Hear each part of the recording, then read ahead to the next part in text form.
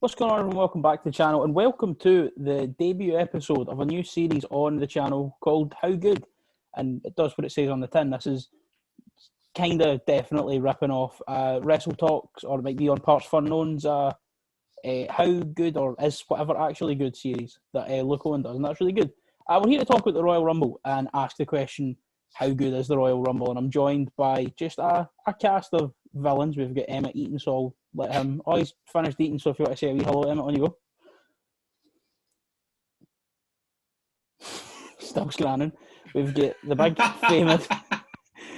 We've got big famous Ryan 118.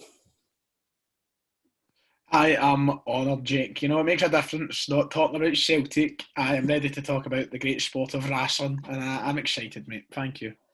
And we've got good friend Dylan Higgins, who is making his channel debut after we recorded 2 podcasts last year that never went out because of COVID.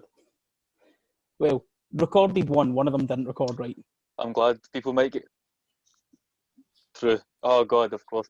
Well, thank you very much for having me, Jake. I'm just glad my voice is finally going to get out. Look at that, the wee bit of the bubbly and everything. He's ready to go. This man has done his homework. I'm very topical. Very topical, mate. So we'll just start. This is going out on... We're recording this on Friday. This is going out on Saturday. So tomorrow night, as this goes out, the Royal Rumble is happening. And we're just here to talk about just, you know, how good is it really? So I guess we'll just go around and everyone can say their favourite Royal Rumble moment as a wee starter. We'll go with Emmett first. Just as we see it on my screen. Favorite? It doesn't have to be a specific return, or just favorite moment in general. Just anything that's happened in a Royal Rumble match. John Cena's return 2008. Fair. Whenever he tore his pec in November, meant to be out for 6 to 9 months, 69, and came back in 3. And everyone in Madison Square Garden forgot for a minute that they hate John Cena, and the place went wild, and it was great. Didn't watch it live, obviously, because it was 8, but, you know. I think my favourite thing about that is, like, see just the wee smug face that he makes when he looks up and he's like, I know, 3.5 months and I'm back. And then he went on to win, didn't he? He won, last eliminated Triple H, I want to say. That's right. Yeah. I will do it. I'll quickly confirm that, but I'm pretty sure. See, the good thing about that Rumble as well is that was class for start to finish. Was it no Taker and Michaels that started that off as well? Like that was just brilliant. That was brilliant for start to finish. Like it's hard to top that as a moment, man. That's brilliant. Umaga had a good run on that Rumble. Too. I was a good. When I think about that Rumble as well, I think about Corey Rhodes' story, because that was his first ever Rumble, and before the match, CM Punk was like, "Look, you've got 20 seconds to get down there, and then you've got like a minute of just get all your moves in." And then, you know, there's 10 seconds where we can wait for the next person to come out. So he was like, cool. And he was like, Punk backstage the whole time. He was like, just, you know, take your time. And Corey says he got in there and he hit like 10 moves. And then he went over and he goes to Punk, how long was that? And he goes, you've been in the ring 10 seconds. So he then panicked and saw the Undertaker was like trying to chokeslam somebody. So without even like telling the Undertaker, just ran up and like forearmed him in the back and was like, please, I need help. It was Triple H, last eliminated Triple H. I checked. It was Triple H came out number 29. That's right. Because I remember at the time when I was watching that, I was like, that means Triple H is going to win here. And then, obviously, seeing that's out with the hang it on, man. Aye. Big match, John. He can't lose. Rises above fate. I've got a question, though, lads. As the Royal Rumble is approaching, who's going to eliminate the Big Show? He's too big. He's quite simply too big to be thrown over that top rope. He has been in 13 Royal Rumbles and won all of them. He's just definitely won the largest athlete. He just can't. Yeah, 2000 he actually did win, and then they just gave it to The Rock anyway. Was it 2000 with The Rock? I was quite clearly. Yeah, The Rock's feet touched the ground first. And then we went on to McMahon in every corner. What was the 94 when Brett and Lex both won, but one of them hit the ground a good 30 seconds before the other? Aye. So we'll move on to Mr. Ryan here. Ryan, what's your favourite Royal Rumble moment of all time? I'm kind of doing the same path as Emmett here myself. You know, it does involve a return, but I don't even think it's necessarily the return itself that makes it. See, for me, it's always been, and I think it always will be, the 2010 Royal Rumble. Just amazing. Like Edge coming back, nobody expected that. It was early. It was maybe for like another 2 months. He comes back, ends up winning it. But see, like within the match itself, I still love to this day, and I don't know why, but see, after every CM Punk elimination, and he just grabbed the microphone and he's sitting preaching his straight edge society stuff. Oh my god, amazing! That just, and then later on in the Rumble as well, you get the whole Shawn Michaels, like this is his last chance sort of thing, and then Shawn Michaels was always my favourite, so when he gets like eliminated, you know, I'm close to tears. He's never going to win this title again. So I'm sitting there, and that's like the whole Rumble from start to finish again is just amazing. But like, I just love that memory of Punk just picking up the mic every single time he eliminates somebody. Because I remember as well, because that was the Rumble with when Beth Phoenix eliminated Khali. Yeah. Because I think Punk then comes out after Beth Phoenix and just immediately like hits her go to sleep, and I've never seen someone sell it like they've been shot quite as well as her. She just like crumples like a sack of spuds and he throws her out, and it was amazing. Thinking about just how good as well CM Punk was around that time, because the story of the Straight Edge Society is he wasn't on TV, and he just went to Vince McMahon. He was like, I want to be on TV, and Vince was like, well, our writers have nothing for you, and he goes, well, I could write better than the writers, and Vince went, okay, write me 3 months of TV, and if I like it, you can do it all, and I won't chime in. They went, cool. So he came back the next week, and he was like, here we go. I've wrote 3 months of scripts and promos and segments and matches. Just let me do it, and that became the Straight Edge Society. But yeah, I think that the 2010 Rumble is was probably the last one with a good winner for a very long time, for 8 years. Aye.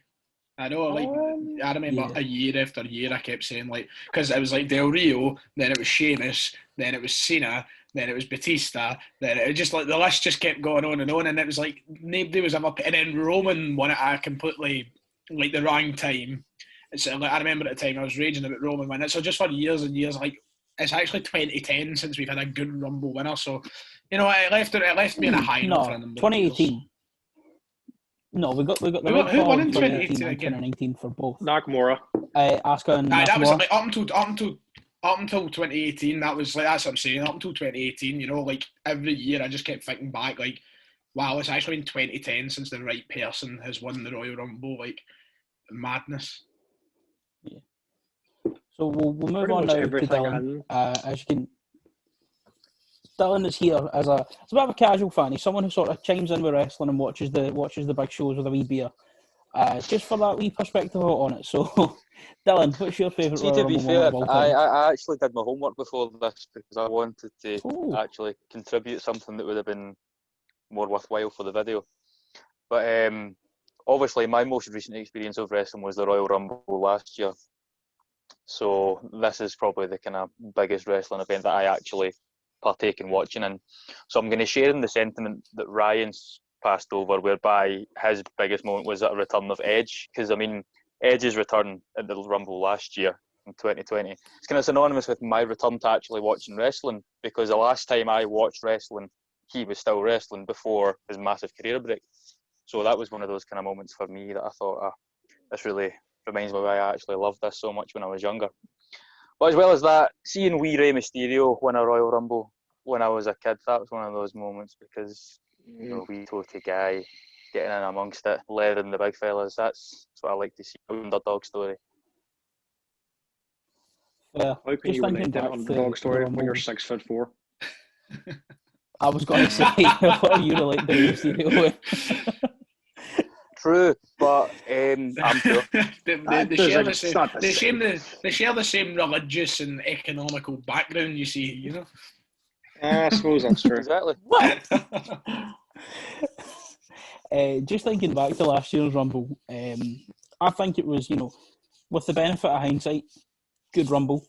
But see the first half of that Rumble when Brock Lesnar just eliminated everyone, and no one, I think Kofi Kingston was the first person to last more than the next entrant, because, oh no, I think it was Big E who lasted, I don't know, but someone, the first I think person it was, to I think last you're right, over, I think it was Kofi, I think it was Kofi. I think it was Kofi. Because I remember I remember at one point there was like Big E, Rey Mysterio, and Kofi were all just like stood outside the ring, and then they all just got in and started leathering Brock, and then he swiftly threw the three of them out. They had John Morrison's big return, which I got really excited for, and then I was like, wait a minute, Brock's eliminated 4 people and no one's lasted up till the next person. They've really brought John Morrison back. And then I was thinking, you know what, it's John Morrison, they can throw him out and he'll like catch onto the barrier and he'll jump back in. Then he fucked. Nope. He was just gone. He was out. He was away. And then obviously as well with the 2006 Rumble, that's, you know, I got into wrestling in 2006 with got a WrestleMania 22 DVD for, I think it was like a present for finishing the year at school or something like that. You know, that way your mum's just like, it's summer, there's nothing to do right now, we're going on holiday in a few weeks, watch this and shut up and leave me alone. Yeah. I've got it, I think, is that. And I watched that WrestleMania from top to bottom 1,000,000 times over, except the Playboy pillow fight, because even at 6 years old I was like, what's this got to do with wrestling? Yeah. For my 6th birthday, which would have been June 2006, I got the 2006 Royal Rumble, WrestleMania 22, New Year's Revolution 2006, and something else all on DVD. And I must have watched the 2006 Royal Rumble at least 18, 19 times within like the space of 6 months. And Ray 1 is still one of my favorite moments too. Doesn't quite top Cena, but it was just from start to finish an excellent story. Yeah, I think for myself, for my favourite moment for the Rumble, I kind of think everyone's sort of touched on them all. I think getting back into wrestling, I properly got back into WWE at the end of 2015. The first big show I remember watching when I came back was TakeOver London. And I actually have a trading card that I got with a limited edition version of, I think it was 2K17. It's got a piece of the ring canvas for that show, but it's got Enzo Amore on it, so it's a bittersweet kind of thing. But that was the end of 2015, and then I was watching the Royal Rumble in 2016. And I remember like all the rumour and innuendo was, AJ Styles is going to WWE. AJ Styles hasn't re-signed with New Japan. And I was like, okay, we'll probably see AJ in NXT. That's cool. And even though the camera work is awful, because instead of focusing on the screen, which has his graphic card that says "I am phenomenal," so everyone knows it's actually AJ Styles, it just focuses on Roman Reigns being all confused. And I was like, whose music's this? I don't understand. I don't recognise this music. And then when I could hear everyone on the TV going mad, I was like, oh, wait a minute, that's AJ Styles. And then I think I remember actually being in my room and went, oh, that's probably AJ Styles. And then as soon as I said it out loud, I was like, holy fuck, AJ Styles in WWE. And it was mad. He's just skipped NXT and he's facing Roman Reigns, who at the time was WWE champion. And he lasted half an hour in that Rumble. And one of my favourite eliminations ever, gets thrown out by Kevin Owens, and Kevin Owens just screams "Welcome to WWE," and it was amazing. See, the crazy thing about that was you've already kind of mentioned that how he just skips NXT, but when he debuted, it was perhaps the best era NXT. You always expected somebody like AJ Styles to go to NXT at that time. It was so good. So when you see him on that ramp at the Royal Rumble, you're like, holy shit! This is big. You're like, this is crazy. I think the best time for NXT is in between. Probably Kevin Owens showing up. Was it Revolution that he showed up? TakeOver Revolution. It was that's right. Aye. Yeah, from that takeover all the way through to the brand split and the draft. Because after that, they took Finn Balor, they took Bayley, they took I think Carmella. They just pretty much gutted NXT's, especially the women's division was totally gutted with the brand split. But I think that sort of 1.5-2 year period was the peak of NXT, and.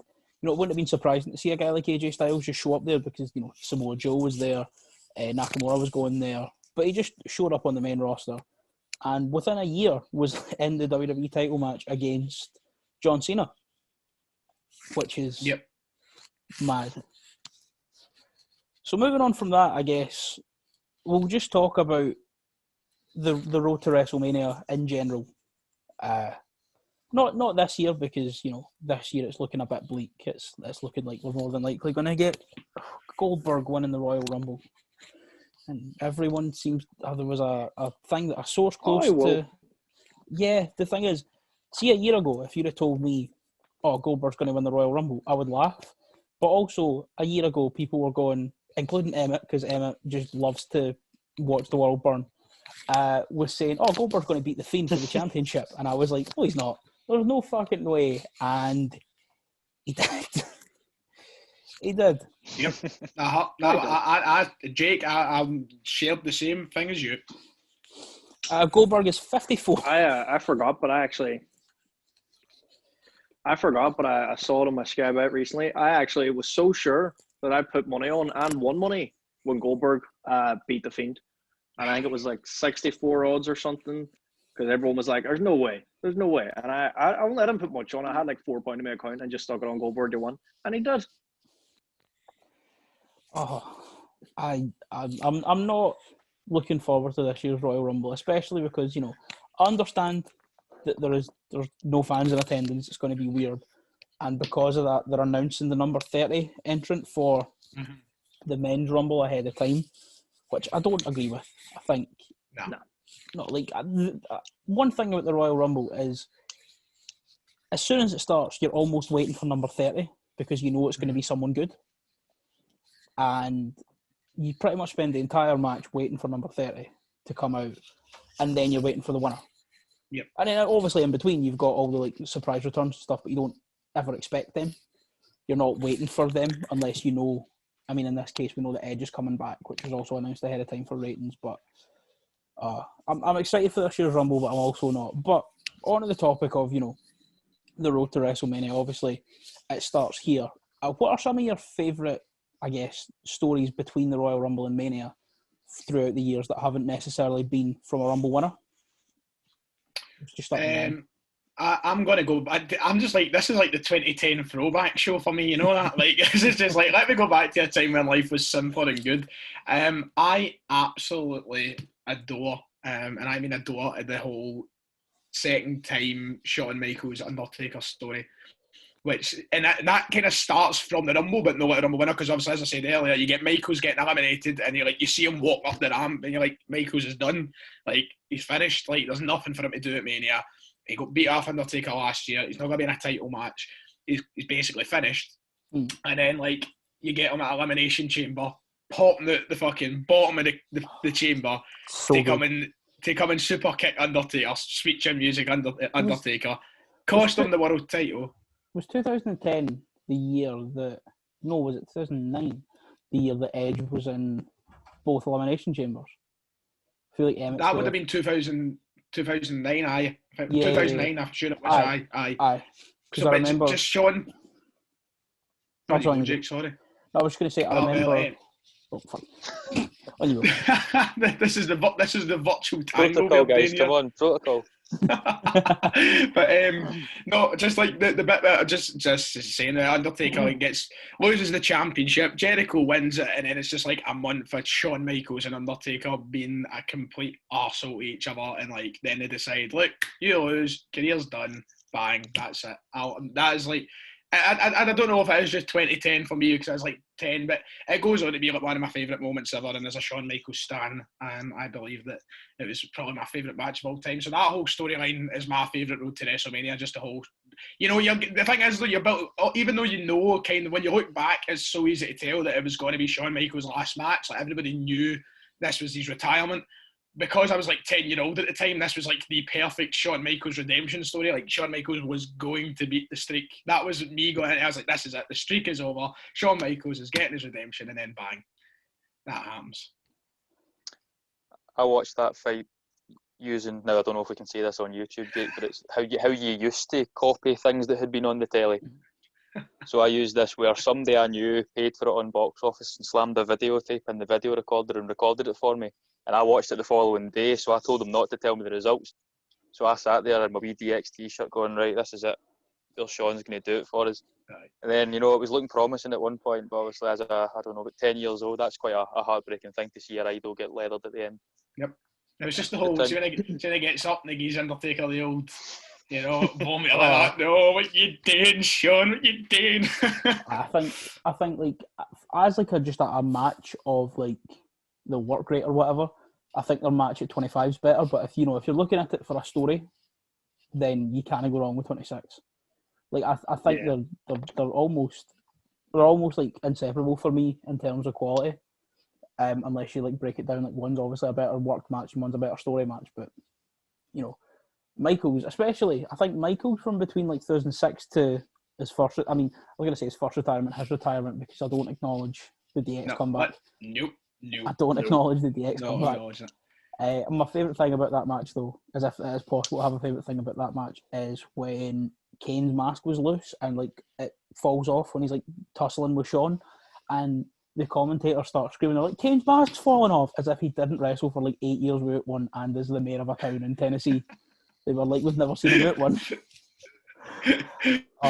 Knoxville, Tennessee. Yeah. Ironically enough, voted against at the Knoxville City Council meeting, voted against mandating masks for COVID. Kane against masks. Outrageous. Couldn't write it. Outrageous. So Dylan, what's your favourite Road to WrestleMania storyline? I've been excited for this one because mine's in the build up to WrestleMania 23. Back in the glory days, and this was the whole who is the Undertaker actually going to fight for what belt, and this is when there was a big image on getting ECW into the crossover. So it got to the point where he had to decide whether he was going to fight Batista for the heavyweight championship, Cena for the WWE championship, or Bobby Lashley for the ECW championship. And that got thrown about for quite a number of weeks of who is he actually going to pick. And it was kind of circulating rumour-wise prior to the final night that he was going to pick Bobby Lashley. And I just thought, that doesn't seem to make sense. Like that, this doesn't seem to fit his MO. It doesn't make sense at all. And it came to the night and he picked Batista, but it was how the atmosphere beforehand. He's walking about the ring in front of the three of them. And even sitting at home as a 7-8-year-old guy, you could feel the tension in that. And then that's when eventually he stopped in front of Lashley, but then he turned to Batista, and then that's when he did. And then I think, oh Christ, this is going to be fucking fantastic. And then from there, what an event! Oh, that's still, I think, that's the point the streak got good. Like the match against Mark Henry the year before, was fun, but I think it was like maybe 11 minutes and just a bit sort of whatever. And then from Batista all the way up to CM Punk at 29, just every single year match of the night. Yep. So what's your favorite? The only thing I could suggest in there is I feel like it's so annoying that I thought the match with Orton was really good, but because you've got Mark Henry just sandwiched in between, you just forget about the fact that Orton actually was potentially on that as well. But carry on with what you're saying, Jake. Sorry. I was just going to say, just as well, I think the streak's such a big thing, but they never really started making a big deal out of it until I think 22. I think it was Orton. Was Orton because they had the whole thing where it was obviously Randy Orton was becoming the legend killer. I remember what was that program they done on the network, and it was I can't remember. And they done it was is it Untold? I think it's called. WWE Untold. I can't remember. It's like a short documentary series where they you're right. It's a series where they go and tell stories about stuff. So they had it was the Randy Orton Undertaker one, and that's what we're talking about. That was the time where the streak kind of started, because Orton was like, "Oh, you're unbeaten at Mania." They started actually saying that. That was the first time they actually used it in promos. This is a streak that you're on. So I'm sure it was Orton that was the first one. Yeah. But I think the first thing made it part of the build. Because I think obviously the build for that was the biggest legend versus the newest rising star, and then the next year they were like, can Mark Henry beat the Streak? Spoiler alert, no chance. But we did find out that he can fit in a casket. In one word or less, no, he can't. That was a big casket though. That's not what I'll be buried in. It's those caskets for casket matches are always just outrageously big. The one Shawn broke his back on in '98, so it's 6 feet tall. Yep. So move on to Emmett there. So what's your favourite Road to WrestleMania storyline? Well, it was originally Michaels in 2010, but that got knocked. So I've got two. One of them doesn't really count because he wasn't involved in the Rumble, but Daniel Bryan in Mania 30, because he wasn't even in that Rumble, but the yes movement, but that doesn't really count because it wasn't in the Rumble. I think so. I think it's because he went on to challenge Batista and it was all built around him not being in the Rumble. Maybe, but if not that, then it is, even though some of it hasn't aged so well and it might have been tasteless and Randy doesn't need to say some of the things he said, Rey Mysterio in 2006 and Randy Orton cheating to one, they take the Rumble spot off, they take the main event off him, and then Teddy Long coming out and announcing, I can't take him out, but I can add you back in. Because I remember well, I would have been 5 at the time, and I still remember frantically explaining to my dad, who could not care less, no, but you don't understand, because the thing is, Randy cheated, and Ray won the Rumble, but Randy cheated, so now Teddy Long can't take Randy out because they technically won the match. They can't go against the referee's decision, but he can add him. And my dad just going, yep. But that's the whole point of wrestling, is it's meant to make you feel something. We all know that it's predetermined. The point is that it's meant to make you feel something along the way, and the fact that it had me so worked up that every day for about 3 months, my dad had to listen to me frantically explain the ins and outs of this professional wrestling storyline that he did not care about. And to me, that is my favorite Road to WrestleMania story, is Ray fighting against all odds. And because I was, unlike some people here, I actually was a small child. I was about 5'3" until I was 14. So I could really relate to Rey Mysterio trying to fight the bigger lads. I think for me, I'm also kind of torn between two. One is not involving a Royal Rumble winner or a Royal Rumble thing. It's probably my favourite one is Kofi Mania from 2 years ago. Yeah. I think, it was, especially all the parallels with the Daniel Bryan story, and I've just been listening through to the New Day podcast, and I just listened to them, but they were talking about that, and Daniel Bryan just says, people like you don't get opportunities, and they were talking about it on the thing, and they were like, it was never specifically explained that he meant black people, but if you want to take it to mean black people, it could be that, or if you want to take it to mean guys who've been in WWE for years, like the journeymen mid-carders, you could take it to mean that. If it was like, smaller guys or whatever, you could always take it to mean whatever you wanted. But if we're talking a specific Royal Rumble-based story going into WrestleMania, despite the final actions of his life, everything with Benoit and Eddie Guerrero in 2004 on both brands. Yep. You've got Benoit coming in to wrestle DX in that match where they're saying you don't deserve to be here and all this kind of carry on. And obviously on SmackDown, you've got Eddie beating Brock Lesnar, not knowing that Goldberg helped him get the win. He just woke up and was like, "Hey, what's happened here?" And then I think he DDT'd at the F5 and then hit the Frog Splash and got the win. And I think, going into WrestleMania 20 and going into WrestleMania 35, I think they're, two of the best Road to WrestleManias ever. So I just got a notification there on Zoom saying we've got 10 minutes left of the meeting. So we'll do some quick fire questions going round again, starting with Ryan. What's your favourite elimination ever? My favourite elimination ever? Oh, that's a hard one to think on the spot, isn't it? Like, favourite elimination ever? I can give mine if you want a wee bit of time to think about it. Go on. I've got mine. It's I believe Gene Snitsky clotheslining Paul London off the apron, and he sells it with a shooting star. And apparently Paul London got backstage and he got chewed out for putting himself over in his elimination. He was like, "Well, if you're going to make independent legend Paul London be eliminated by fucking Gene Snitsky, I'm putting myself over." Which is fair. Emmett, you said you had one there?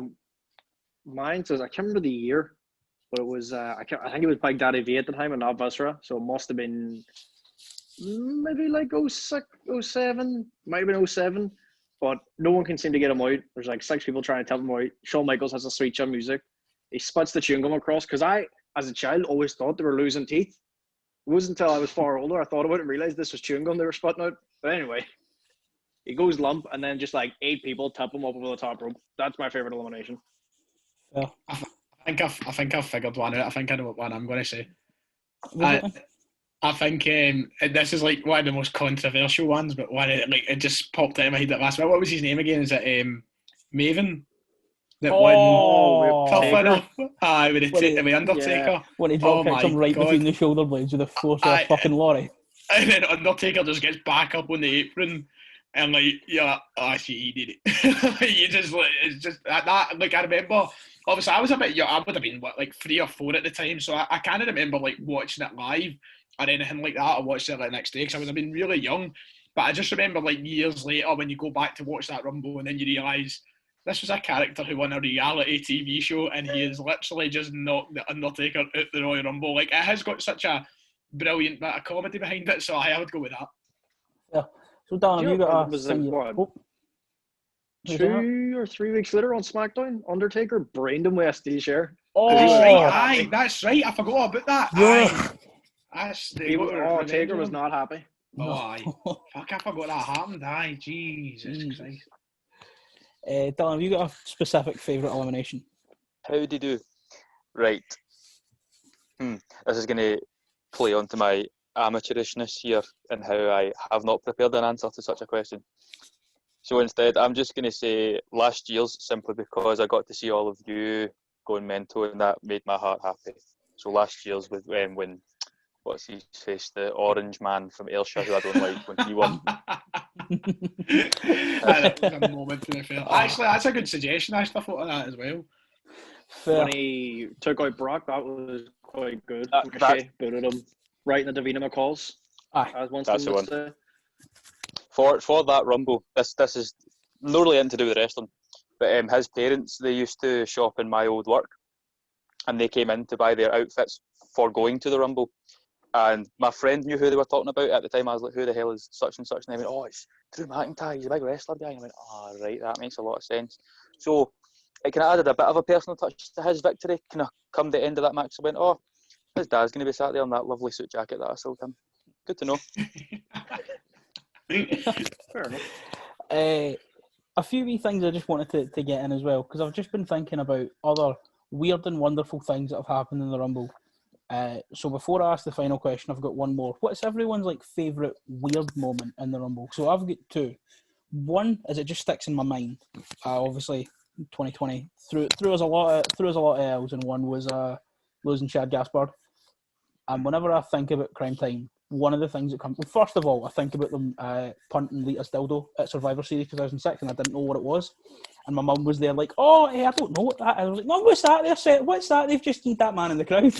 But the thing I think of after that is I think it's the 2010 Royal Rumble, when they come out and they're both there, and then a referee runs up to them as they're on the stage and like, whoa, only one can be in the Rumble. There won't be a number 31 till next year. And then JTG's like, all right, we'll flip a coin. So he flips the coin, and he's like, heads, that's me, and he runs in, and then it goes back to Shad on the ramp, and he's like, it's a two-headed coin. But I think my favourite weird moment in the Rumble is Kofi Kingston being saved from elimination by the plate of pancakes, and then they basket toss him in, from the floor in and over Jinder Mahal. Mm-hmm. So I love that. Yeah. So, Ryan, what's your favourite? I need to get back into this bloody sport, man. So what is it? Is it the most the funniest moment? Just like a weird moment that sticks in your mind, or a wee funny moment or something. Oh well, I know it's technically not the Royal Rumble and it's the greatest Royal Rumble, but I'm using it anyway, and I'm going for Titus O'Neil, mate. I can't even say Titus O'Neil. If you'd have said anything else, I'd have been like, "Oh, come on now!" But that's fair. The best bit as well is Corey Graves was on Sam Roberts' podcast talking about it, and he was like, "If that's on Raw, there's an LED board there, so he breaks his neck. If he is 6 inches to either side of himself, he hits a metal bar and breaks his neck." No, that's what I automatically said that. Well, we were all watching it together on Xbox, and I was like, everybody's laughing, and then I finished laughing. I'm like, you do realise if that's another however many inches to the left or what, he's dead, man. He's gone. I'm mad. It's it just happens so perfectly. If he's lucky, he's paraplegic. Yeah, if he's lucky, if he had that bar, he was going at speed. Oh yeah, he was running down that ramp.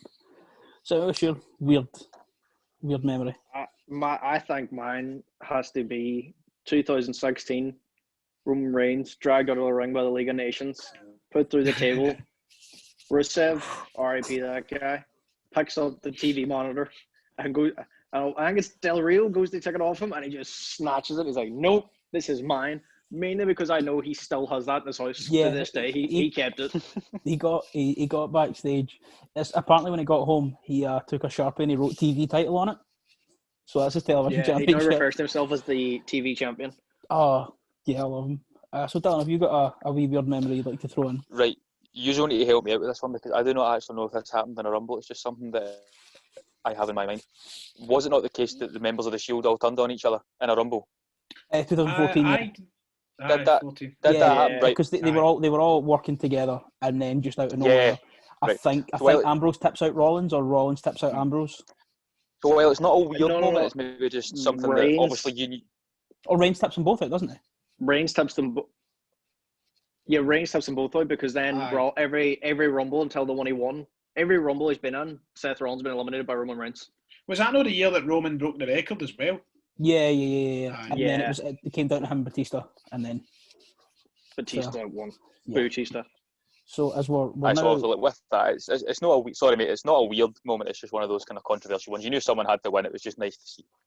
Fair. I remember watching that, and that was when I really became a fan of Seth Rollins. And I remember watching it with my friends who watched wrestling. They were like, "Nah, man, Seth Rollins, he's like the third man of the Shield." And I was like, "Is he fuck?